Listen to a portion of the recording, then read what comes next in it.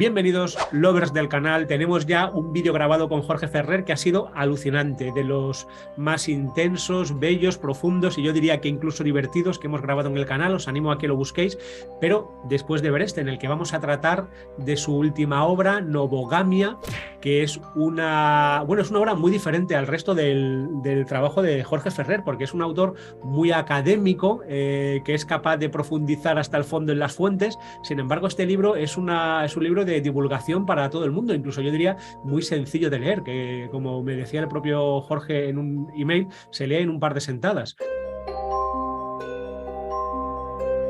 Vamos a empezar preguntándole, ¿no? ¿Qué es la novogamia? Porque él inventa, hay un neologismo ya desde la portada, que es la novogamia.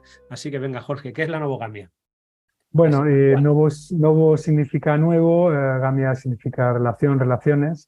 Entonces yo con esto intento como mapear una serie de formas de relacionarnos novedosas que trascienden la dicotomía monogamia-poliamor. Porque hoy en día o eres monógamo o eres poliamoroso, ¿no? Entonces esto también viene un poco de mi propia historia personal, en el que yo en un momento dado pues sentí que necesitaba vivir las relaciones abiertas, que era un impulso muy importante para mí. Y esto era al final de la década de los 80 en España, que no existía ni la palabra poliamor por aquel entonces. Me sentí muy solo, me sentí como la gente que no me entendía, ¿no? Entonces, bueno, tuve experiencias bonitas con una pareja de gente considero muy evolucionada. Y de ahí ya en California, ¿no? Pues me abrí unos 10 años a vivir relaciones abiertas. Pero después de esos 10 años, curiosamente, estuve 3 años en un celibato asexual aromántico y después estuve otros 10 años viviendo relaciones estrictamente monógamas, ¿sabes? Entonces, para mí, empecé a darme cuenta, ¿yo soy monógamo o poliamoroso? Esta pregunta no tiene sentido ya para mí. Depende mucho de las circunstancias vitales, de mis impulsos del desarrollo, de las personas con que me encuentro, ¿no? Entonces es una manera de trascender un poco esta dicotomía, ¿no? Por ejemplo, también hay muchas personas que es algo geográfico, ¿no? Por ejemplo, personas que son monógamas en casa, ¿no? Pero se van al Festival Boom o al Festival Burning Man y allí son poliamorosas, ¿no? Por ejemplo, entonces eres mono o poli, depende de dónde estés, ¿no? Y después hay otras maneras de entenderlo también, ¿no? Como por ejemplo, todos tenemos una diversidad interna, ¿no? Yo cuando hablo de este tema con la mayoría de personas, muchísimas me dicen, no, sí, yo intelectualmente la monogamia sí, y emocionalmente quiero monogamia, pero sexualmente la verdad es que sí me gustaría tener diversidad sexual, ¿no? U otras me dicen otra cosa, me dicen, no, yo creo en el poliamor, pero si cuando me conecto sexualmente con una persona, solo puedo estar con una persona, ¿no? Y después también está el tema de la tecnología, el impacto de la tecnología de hoy en día, ¿no? Por ejemplo, mi amigo Juan, pues a través de su avatar, está teniendo contactos románticos, conversaciones eróticas en el ciberespacio con distintas mujeres. Es súper poliamoroso ahí, pero aquí está casado monógamente, ¿no? Y una anécdota que yo cuento que es real, cuando trabajaba en la Universidad de San Francisco, un colega que era especialista en sueños lúcidos, tuvo que ir a la consulta de terapia de parejas porque ella cuando se casó, su pareja también era soñadora lúcida. Soñar lúcido es poder estar despierto en el mundo onírico, y ambos habían tenido encuentros sexuales con figuras oníricas, y entonces tuvieron que decir si el voto monógamo se extendía al mundo onírico. Él dijo que no, porque eso no era real, porque quería tener siguiendo estos encuentros. Ella dijo que sí, que quería que se extendiera, y tuvieron que ir a terapia de pareja, ¿no? Y finalmente hay muchos más ejemplos en el libro, pero por hablar de la tercera forma, no he hablado de la forma más fluida, ¿no? De lo monógamo a lo poliamoroso, depende del contexto, depende del momento del desarrollo, de formas en que pueden coexistir, ¿no? Y también la forma de la trascendencia, ¿no? De una identidad, como por ejemplo el movimiento transgénero, hasta no hace muchos años, o eras hombre o eres mujer, y en muchos contextos sociales sigue siendo así. Pero hoy en día la comunidad transgénero nos ha enseñado con sus testimonios valientes de que hay muchas maneras de vivir el género entre medio, y más allá. Entonces sería un poquito esto. Cuando yo hablo de novogamia, también hablo como una posible nombre para las personas que existencialmente dicen, yo no me considero ni monógamo ni poliamoroso, sino una tercera realidad existencial, ¿no? Y habrán personas que no les gusten las etiquetas y que digan paso de la novogamia, no me gusta ese nombre o paso a cualquier otro nombre, pero me considero que he trascendido esto, ¿no? En mi vida cotidiana, ¿no? Un poquito esto es un resumen muy resumido de la novogamia. Es muy interesante el término que sacas en el libro de las guerras monopoli, ¿no? Como los poliamorosos están en guerra con los monogamistas, por decirlo así, porque les consideran como poco evolucionados o algo parecido, mientras que los monogamistas consideran que en el poliamor hay algo como de narcisismo o de falta de compromiso o de responsabilidad. Entonces se genera así una guerra interesante, ¿no? Y tal vez aquí un punto equilibrado sería el que propones, que uno puede ser monógamo o poliamoroso sin ser monogamista o poliamoriosista o algo así. Es decir, sin que hay una única manera universal de entender las relaciones que hay que aplicar a todos con calzador, ¿no? Correcto. Y hay que entender que como en las tradiciones, ¿no? Cada camino tiene su luz y su sombra, ¿no? Ningún camino es mejor o peor que el otro, es cómo lo vivimos, con qué integridad, con qué honestidad, con qué intenciones, ¿no? Eso es lo que puede hacer que una monogamia o un poliamoroso sea mejor o peor que otro, pero no la monogamia o el poliamor per se. Y también el contexto, ¿no? Por ejemplo, el poliamor puede ser retraumatizante para una persona que ha sido abusada sexualmente, porque necesita un contenedor seguro para sanar emocional y sexualmente. Pero para una persona, para una mujer que ha sido controlada por un madero patriarcal y celópata durante toda su vida, el poliamor puede ser tremendamente emancipador y liberador, ¿no? Entonces hay que entender las cosas en esos contextos, ¿no? Pero bueno, las guerras Monopoly son divertidas porque se acusan de las mismas cosas, ¿no? Y es como, wow, ¿no? No entiendes lo que es el amor, estás obsesionado con el sexo, es patriarcal. Y con argumentos distintos, pero se acusan de las mismas cosas. Otra pregunta también, porque dices, claro, es que para algunas personas puede ser bueno un modelo y para otros otro, ¿no? La pregunta es, ¿cómo se hace un discernimiento de que el modo en que estás viviendo el amor, la sexualidad es como es, o sea, te hace integrarte más, no sé cómo explicarlo. Sí, es sano para ti, es como, y no estás cayendo no estás tomando decisiones por juegos de poder, sí, o por inmadurez. O búsqueda de seguridad, sí, porque hay quien quiere buscar una relación poliamorosa, digamos, precisamente por el miedo al compromiso, o sea, sería como la enfermedad del poliamor, pero también habría una enfermedad en la monogamia, que sería la de buscar la monogamia por miedo e inseguridad, por ejemplo, aunque en el fondo me gustaría tener una relación abierta. Correcto, totalmente correcto, ¿no? Claro, este es un temazo, ¿no? Yo lo que siento, claro, yo veo tengo también una consultoría, ¿no? Que también especializada en estos temas y veo clientes y muchas parejas, ¿no? Yo lo que observo, ¿no? Así en el día a día, ¿no? Es que siempre hay una o de las dos personas que emergen inquietudes muy importantes, ¿no? Por ejemplo, de autonomía en muchas mujeres, de su cuerpo, del por qué he tenido este compromiso, pero no tengo autonomía de mi cuerpo de poder pues, ofrecerme sexualmente a otra persona si me gusta. Esto puede ser un camino. Pero en el fondo, básicamente, hay varios niveles, porque claro, todo esto está ocurriendo en un contexto monocéntrico, ¿no? De miles de años de monocentrismo, que es un poquito la presuposición cultural de que la monogamia es lo natural, es lo moralmente correcto, es lo psicológicamente óptimo y lo espiritualmente también más correcto, más evolucionado, ¿no? Y de hecho la gran mayoría de personajes religiosos abogan por la monogamia, etc. Hay distintos textos en distintas tradiciones, ¿no? Entonces yo creo que también aquí hace falta también un proceso de autoexamen, ¿no?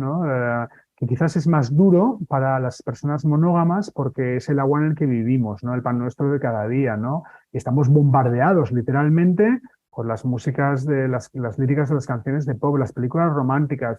Es el modelo romántico de la media naranja, del soulmate, ¿no? De la compañero del alma, ¿no? Hay algo muy bonito en todo eso que yo no quiero tirarlo como se diría, no quiero tirar el bebé con el agua sucia por el desagüe de la bañera, ¿sabes? Yo soy un romántico, me encanta el romanticismo y esa conexión con una persona especial la considero maravillosa, ¿no? Y la he vivido, varias veces, ¿no? Entonces yo creo que también un poco, a ver, si me vienen dos personas a la consulta y me dicen, estamos fenomenal y nos da curiosidad esto, tal, le digo, mira, primero les digo, a ver, si no está estropeado, no intentéis arreglarlo.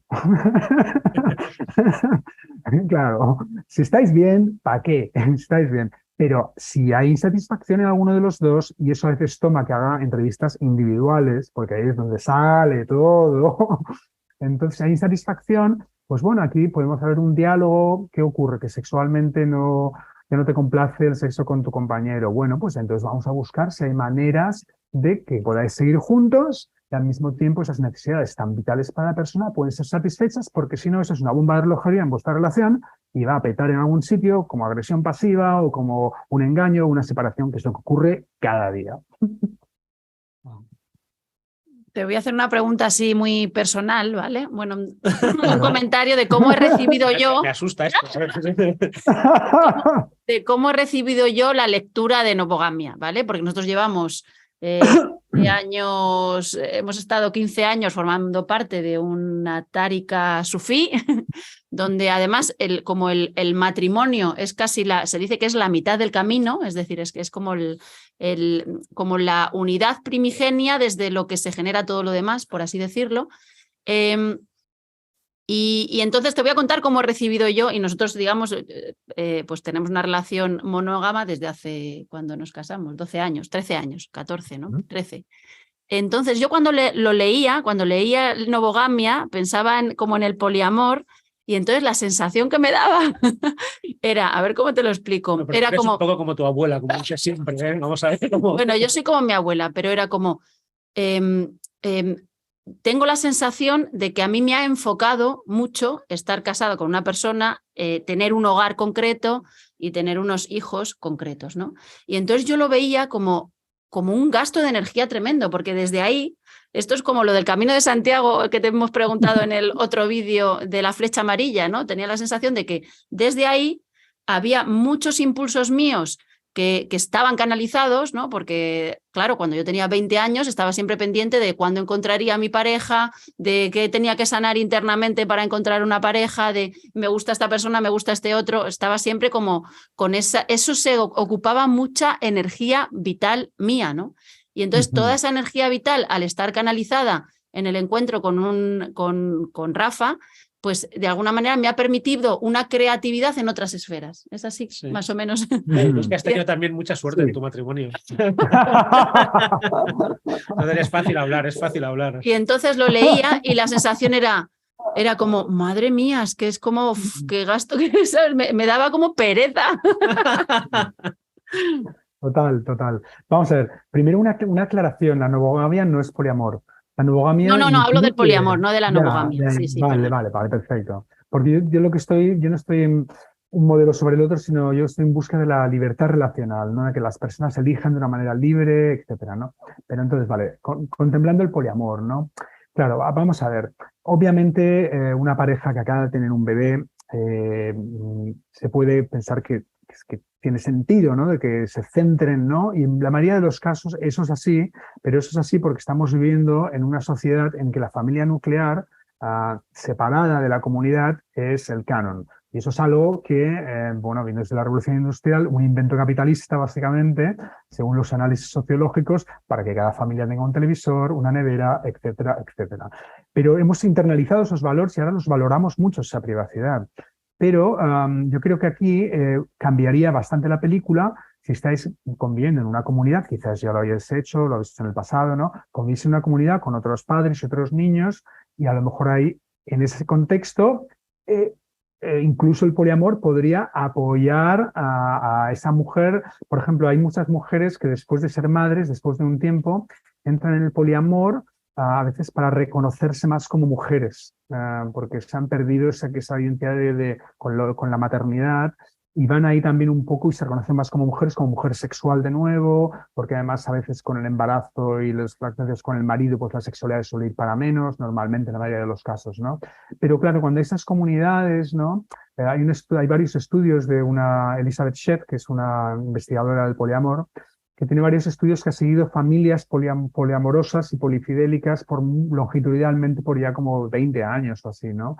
Y habla, ¿no? Por ejemplo, como de muchos padres, ¿no? En esos contextos como que al contrario, que lo reciben como un apoyo, ¿no? Porque no están ellos dos solos con la criatura, sino que hay otros adultos y hay más gente que en un momento dado yo creo que uno de los grandes desafíos de los padres de hoy en día es estar solos con una o más criaturas, ¿no? Cuando hay más gentes, que es lo que hicimos por cientos de miles de años, todos los antepasados, ¿cuál es el dicho este indígena, ¿no? It takes a village, ¿no? Y toma un pueblo criar a un niño, ¿no?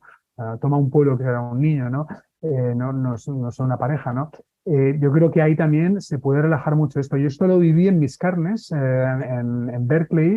Yo cofundé una comunidad, éramos unos 8 o 9 personas adultas, y una pareja de la comunidad tuvo ahí una niña, la tuvo ahí en la casa, y la verdad es que, bueno, la apoyamos todos muchísimo. Ellos estaban casi cada semana que nos reuníamos dando gracias de poder estar allí con todo ese apoyo que recibían, emocional, logístico, etcétera, ¿no?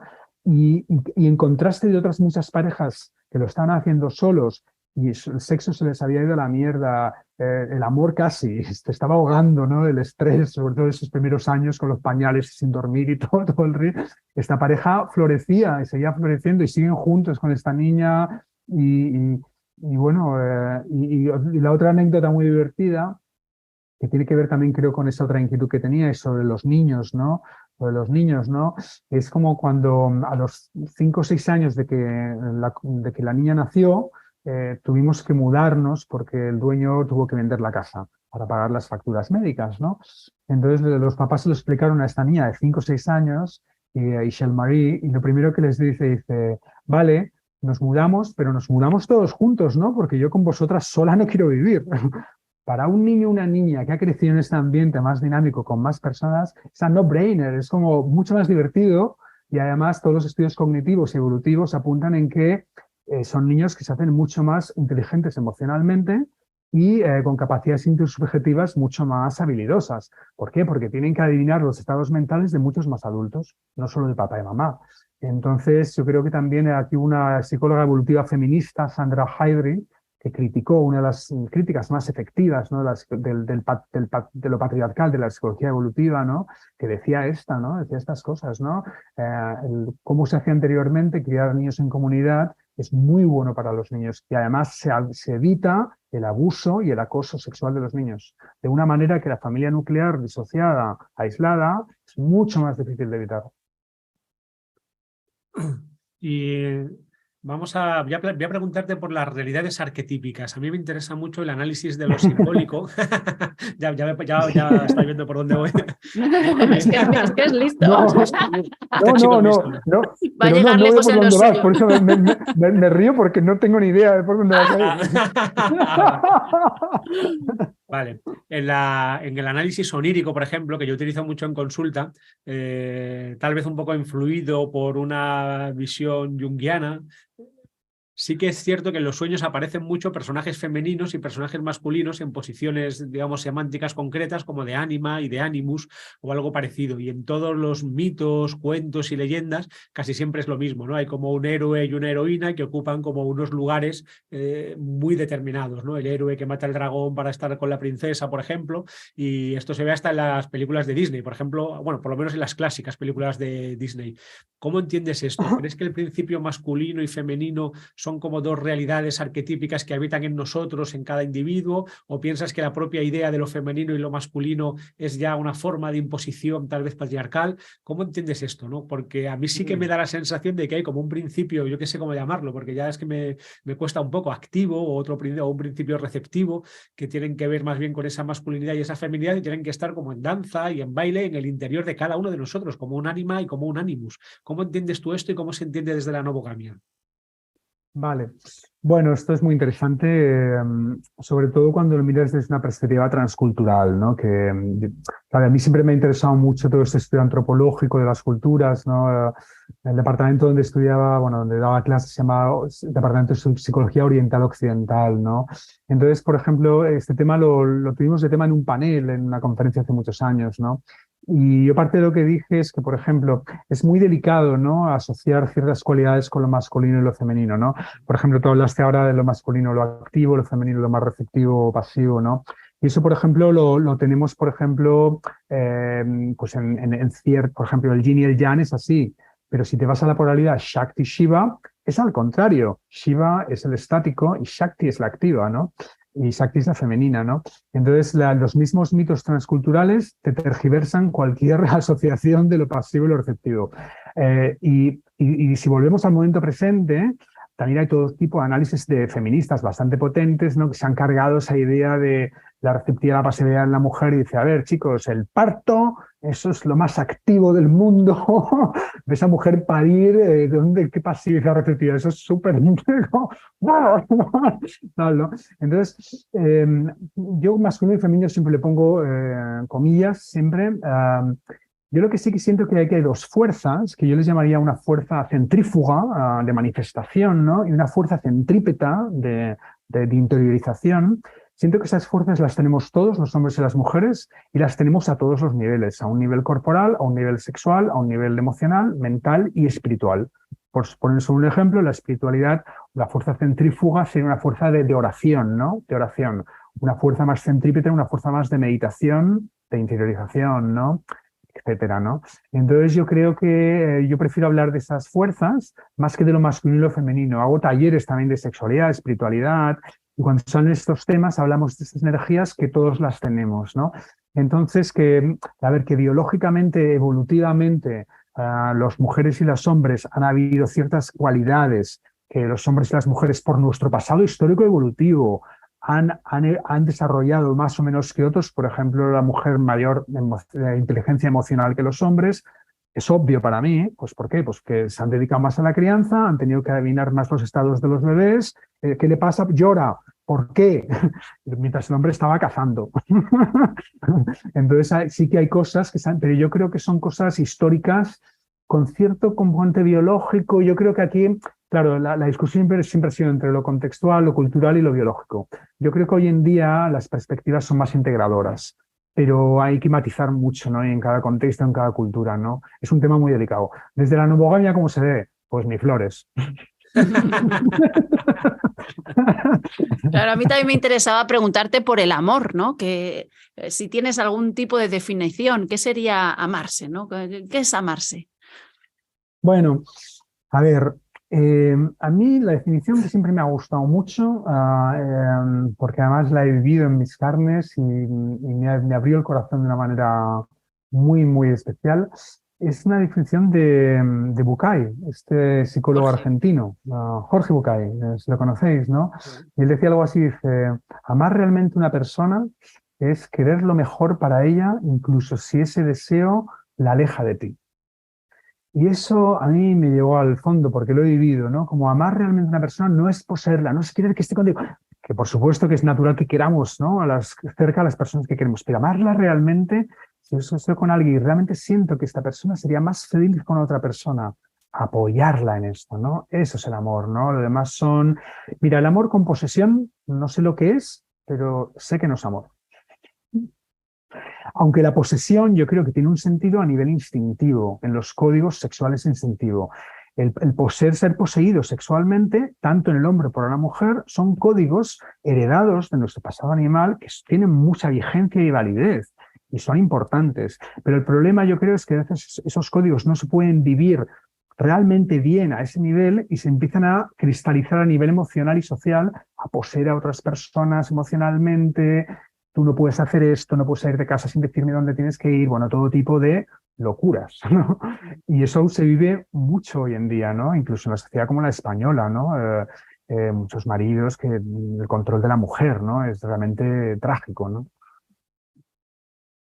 O sea, que tiene que ver con la generosidad, ¿no? Que el amor tiene que ver con la generosidad para con los demás. A mí me gusta una definición que escuché a Cencilla, aunque él se basa en otro autor que ahora no recuerdo, que sería paralela, ¿no?, a la que dices que el amor es captar la concreción del tú concreto del otro, quitándome yo de en medio, ¿no? Es decir, en vez de verlo integrado a través de mí, ser capaz, que tal vez nunca se pueda del todo, pero al menos intentar estar como en esa vía de ser capaz de ver al otro como realmente es sin estar yo de por medio, ¿no? El yo te veo. Eso.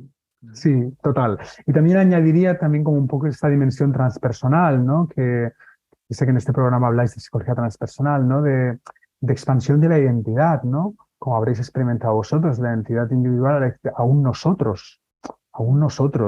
Eso es una expansión de la identidad personal, ¿no?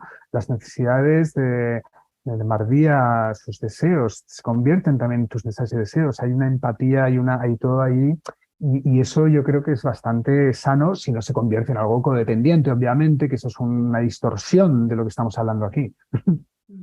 Sí. Dices en el libro De hecho, una... yo siento tus libros como míos también. Así de eso, así es como me lo he aprendido. Entonces tengo el doble de libros de los que tenía desde que me casé contigo. Sí. Brillante. Iba a decir una cosa en cámara, pero me callo. Dila. Vaya, Ryan, no te hagas así. Anímate. Atrévete. Anímate. Bueno, es que realmente él me dice cosas a veces alucinantes que pero no me las voy a callar. Sí, me dice unas cosas a veces de una generosidad y de una belleza que... Oh. Y mira, hay una frase que dices en el libro Novogamia que me ha gustado mucho y además es muy chocante, que me gustaría que la explicaras un poco. Dices en el libro que tienes nostalgia del futuro. Sí, es algo que siempre tuve desde bastante joven, cuando en el contexto de las relaciones vinculares, sobre todo, pero también en otros contextos, ¿no? Como sentía como un sentimiento de nostalgia, ¿no? Como que atenazaba mi vida, pero no era una nostalgia por un pasado, porque cuanto más he estudiado el pasado dije, no, ahí no quiero volver, sino por un futuro que aún no ha llegado, ¿no? Como yo siento que todos tenemos ciertas capacidades visionarias, ¿no? Como no proféticas a un nivel súper concreto, pero visionarias, ¿no? Y bueno, con mi gorra visionaria puesta, ¿no? Pues siempre he sentido de que muchas de las cosas vinculares que yo estaba viviendo o que estaba como deseando para sentirme menos solo y sentirme más en casa, ¿no? Porque uno se puede sentir muy solo cuando te sales ¿cómo decirlo? Del mainstream, ¿no? ¿Cómo se dice mainstream en castellano? Como De el lo estado del establecido, status quo. Sí, de lo el mayoritario. status quo y el establecido, ¿no? Te puedes sentir como un desgastado, ¿no? Como muchas maneras, ¿no? Entonces, ese desgaste también es también a ver, te puedes hundir en la miseria o te puede dar como en mi caso, un catalizador para crear cultura, ¿no? O sea, todos somos creadores culturales, ¿no? Pero en ese caso fue así, ¿no? Un poco como esa nostalgia de ese futuro que aún no había llegado y que siento que ahora está llegando, ¿no? Fíjate, ¿quién me hubiera dicho a mí cuando o sea, me tachaban por loco mis familiares, mis amigos, cuando hablaba de estas cosas, de que hoy en día pues tendríamos películas del poliamor, asociaciones en España, ¿no? Y muchas de estas cosas y estas conversaciones que estamos teniendo como lo más normal del mundo y vamos, y en nada, en pocas décadas, ¿no? Entonces yo siento que ya está ocurriendo. Yo creo que ese movimiento hacia al menos un examen crítico, ¿no? De la monogamia, ¿no?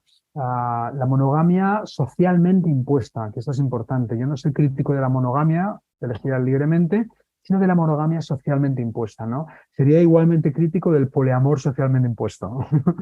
Claro, ¿no? Entonces, yo creo que ese análisis de cómo, ¿no? Toda la cultura nos está condicionando todo el tiempo y desde ahí, ¿no? Pues, ¿cuáles son mis disposiciones? Yo siento que hay gente que es muy monógama, gente que es muy poli, con un amplio espectro entre medio, ¿no? Como gente que es muy heterosexual, gente que es muy homosexual, y mucha gente que es muy entre medio, ¿no?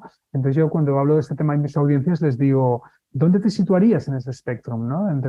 Y es importante, pues eso, ¿no? Una vida vincular que está alineada con tus disposiciones. De otra manera, pues es muy difícil. Mira, una anécdota y me callo.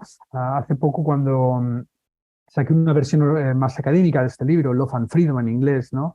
Y me escribió el presidente de la asociación Husbands Out to Wives, que son miles de personas, de maridos, que son homosexuales, pero están casados y tienen familias y no quieren a sus mujeres y no quieren dejar la vida familiar, pero son gays. Entonces han creado una asociación a nivel mundial de miles y miles de personas que se llama Husband Out to Wives. Y me lo agradecía porque decía que muchas de las construcciones que yo ofrecía que les había ayudado para como ver cómo podían manejar, ¿no? Sus situaciones de manera mejor. Y me dio una gran alegría. Me dio una gran alegría. ¿Qué más? Habla tú. Esto no sé si nos salimos de tema, pero se me ha quedado pendiente porque creo que conoces a Richard Tarnas, eres amigo porque ha hecho el prólogo de tu libro de 2002, ¿no? Y Claro.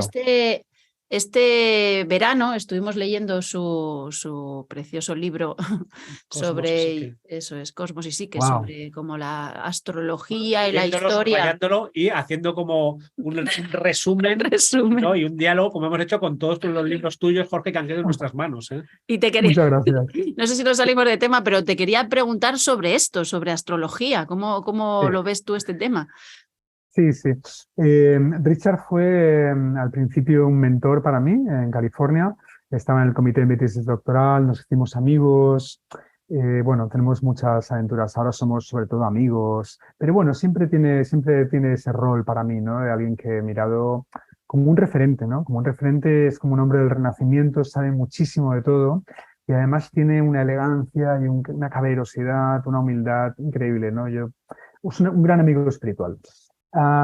Ese libro es fantástico. Yo, de hecho, escribí un endorsement y el endorsement dije algo así como, dice, bueno, hoy en día es relativamente fácil reencantar la psique, lo psicológico, ¿no? Es relativamente fácil reencantar la naturaleza, ¿no? Pero lo que la astrología nos desafía es a reencantar la misma geometría del sistema solar en el que vivimos, ¿no? Esta reivindicación tan fuerte de la astrología que va en contra, como dice Rick Charnas, en contra de todo en lo que es el corazón de la modernidad, ¿no? De descentrarnos, ¿no? Descentrarnos del centro neural, la Tierra no es el centro del universo, etcétera, etcétera, ¿no? Entonces la astrología de pronto lo que está diciendo, para que la astrología funcionara, está diciendo es que la tecnología del cosmos y de la conciencia en ese cosmos, los movimientos de cada uno de los planetas del sistema solar en relación a la Tierra están hechos de tal manera para poder guiar la evolución del alma de los 8 billones de personas que viven en el planeta y que podrían ser 16 billones. Y eso a mí me deja muy alucinado. Y yo he estudiado la astrología primero a través de Rick Tarnas y después la he seguido por más de 20 años. Yo estoy convencido de que hay algo ahí, no es una ciencia matemática, desde luego, pero sobre todo cuando estás haciendo seguimiento de tránsitos, tanto retrospectivamente como prospectivamente en el momento adecuado y con otras personas, te das cuenta de que hay algo ahí segurísimo, ¿no? Entonces, a mí, bueno, esto es lo que os podría decir en este momento. Me parece uno de los grandes desafíos para el reencantamiento del cosmos, ¿no? Realmente, ¿no? Que es lo que estamos, en parte, también todos trabajando, ¿no? Para reencantar el cosmos en el que vivimos. ¿Tienes alguna pregunta más? Ya le hemos exprimido hoy. Sí, ya le hemos exprimido bien. Y no ha sido para ti difícil, ¿no? Ya que tus libros suelen ser libros muy de fondo y con muchas referencias y con argumentaciones muy complejas, publicar un libro que es tan de divulgación como Novogamia. Uy, qué mal, me lo pasé teta. Imagínate, después de décadas escribiendo libros con referencias bibliográficas, con tal. A ver, claro, estaba Love and Freedom, que es un libro que está toda la investigación de base detrás de Novogamia, está ahí, ¿no? Entonces fue fácil la traducción. Lo escribí en Novogamia en los meses del confinamiento en Barcelona, en 2-3 meses, ahí, pumba. Y me lo divertí muchísimo. O sea, yo creo que ya no sé si voy a escribir libros de otra manera, de aquí para adelante. Sí, yo lo paso muy mal con las notas a pie de página, con la bibliografía. Prefiero evitarlas si puedo. Bueno, tenemos que decir, no sé si este vídeo lo publicaré antes o después del encuentro transpersonal, las jornadas que haremos en Zaragoza con la Asociación Transpersonal Iberoamericana y la Universidad de Zaragoza y nosotros mismos colaborando en la organización, en donde participará también Jorge Ferrer y estaremos nosotros el último fin de semana de febrero, que nadie se lo pierda. También tenemos recién estrenada nuestra página web donde está ya el primer curso, Un Santo en tu Espejo, que ya se puede comprar, hecho que hemos dictado entre Mardía y yo. ¿Y qué más tenemos que decir? Yo quiero darle las gracias otra vez a Jorge porque de verdad ha sido muy estimulante leer tus libros, el diálogo hoy contigo, digamos que es como, no sé, un chorro de agua fresca y es como ver como muchas puertas abiertas a la creatividad, ¿no? Es esa sensación de que hay algo como que fluye mucho, ¿no? Así que queremos darte las gracias por esto. Y bueno, estamos ya fuera de tiempo porque creo que te tienes que ir corriendo, pero a lo mejor una pregunta final que es la más compleja de todas. Las personas que estén sufriendo por su forma de vivir la pareja o lo relacional, ¿les podrías dar algún consejo rápido de 1 minuto? Esto te encanta, esto de danos un consejo. Bueno, que contacten a un profesional, a un terapeuta, pero que sea un terapeuta que sea neutral en relación tanto a la monogamia como al poliamor, que no tenga un sesgo en relación a una de las dos cosas, porque no es fácil encontrar terapeutas de pareja que no tengan un sesgo en contra el poliamor o activistas poliamorosos que tengan un sesgo contra la monogamia, ¿no? Esto es importante, ¿no? Yo creo que eso sería el primer paso que sugeriría. Esto es como eso que dices tú, ¿no? Que la clave del terapeuta es como poder acoger sin juicio, ¿no? Exacto, acogerse un juicio totalmente lo que Exacto. la otra persona trae, quitándote de en medio todo lo que puedas, ¿no? Todo tu Exacto. Y opiniones. estar, sí, y estar al servicio de lo que es verdad para esa persona y para cada pareja. Eso es. Por eso, si la terapia es verdadera, el terapeuta también tiene que verse transformado. No hay como una higiene o una asepsia científica en el ámbito de la terapia. Totalmente de acuerdo. Bueno, pues aquí lo vamos a dejar. Este es el Aquí lo segundo vídeo dejamos. que hemos grabado con Jorge Ferrer. En el primero hablamos de psicología transpersonal, del paradigma participativo, que es una de las grandes innovaciones en el ámbito de la psicología de Jorge Ferrer, y de un montón de cosas más. Y os animo a que lo busquéis porque sinceramente creo que ha sido de los vídeos más interesantes que tenemos en el canal. Así Oye, de pues nuevo, muchas darte las gracias. gracias. Gracias y bueno, Gracias a vosotros. Gracias a vosotros y ha sido para mí súper enriquecedor. Gracias. Gracias. Bueno, pues ya sabéis por la propia dinámica del medio, si os ha interesado nuestro contenido, suscribíos al canal, dejadnos comentarios críticos también, no pasa nada. Suscribíos al canal, dejadnos el like y ya está. Gracias. Compartidlo en redes sociales. Gracias y Y bendiciones. bendiciones.